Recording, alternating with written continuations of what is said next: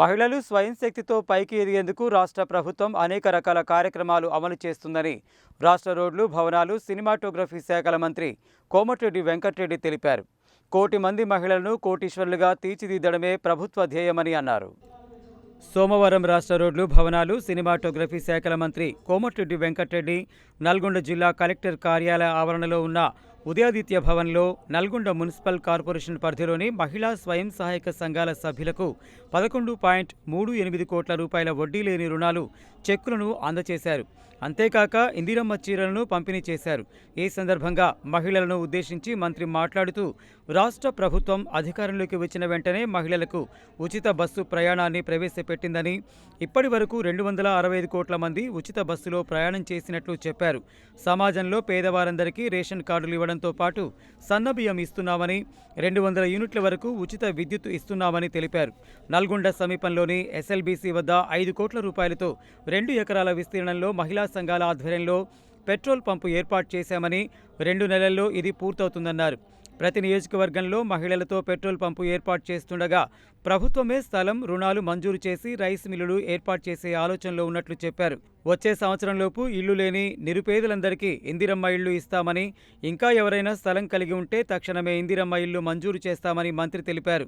పిల్లలను బాగా చదివించుకోవాలని, చిన్న వయసులో పెళ్లిళ్లు చేయవద్దని, ఎవరైనా ఆర్థిక స్తోమత లేక పెద్ద చదువులు చదివించలేకపోతే తనను సంప్రదిస్తే సహకారం అందిస్తారని తెలిపారు.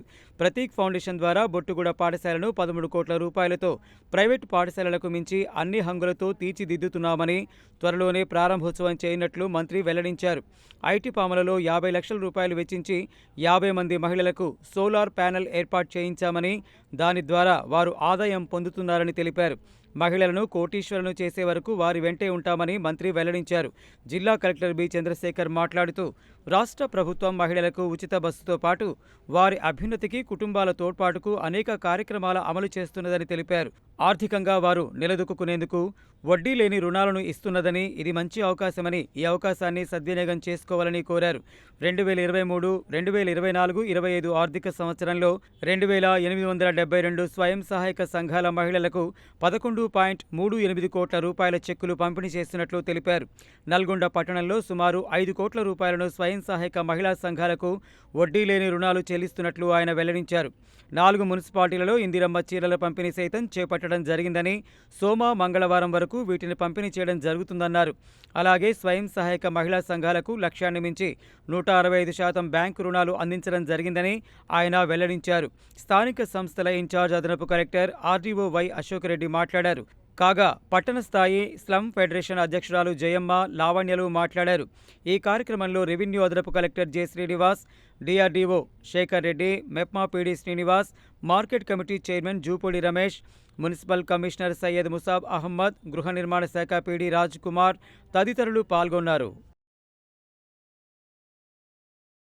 అలాగే టిఎల్ఎఫ్ ప్రెసిడెంట్ జయమ్మ గారికి వేదిక మీదకి మన దగ్గరికి వచ్చి ఎన్నో అభివృద్ధి కార్యక్రమాలు మన మధ్యలో ప్రారంభించుకునే విధంగా కొట్టాలండి.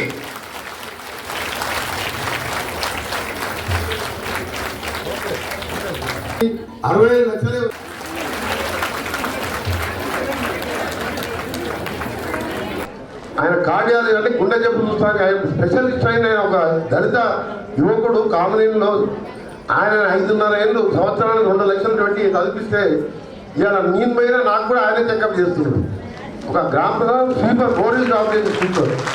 ఇలా చెప్పుకుంటూ పోతే చాలా మంది ఉంది. కానీ ఎందుకు చెప్తున్నానంటే, అరే ఎట్లా మీరు ఆ బాధపడద్దు. మీ ఉన్నంత వరకు మీ పిల్లలు చదువుకోవాలంటే చాలా మంది ఉన్నారు. కాబట్టి నేను ఓపెన్గా ఎందుకు చెప్తున్నంటే, మీరు అది సాధిస్తాడో ఇయ్యడో ఆ దగ్గర పోవాలని ఏ లీడర్ అవసరం లేదు. నా దగ్గరికి రావాలంటే డైరెక్ట్గా రావాలి. నల్గొండ అంటే మీకు ఎంతో మంది బయట జిల్లాల వారికి చదివించినప్పుడు అందుకు చెప్తున్నా అంటే, మీ పిల్లల్ని కూడా బాగా చదివియండి. మీలాగా ఉండొద్దు.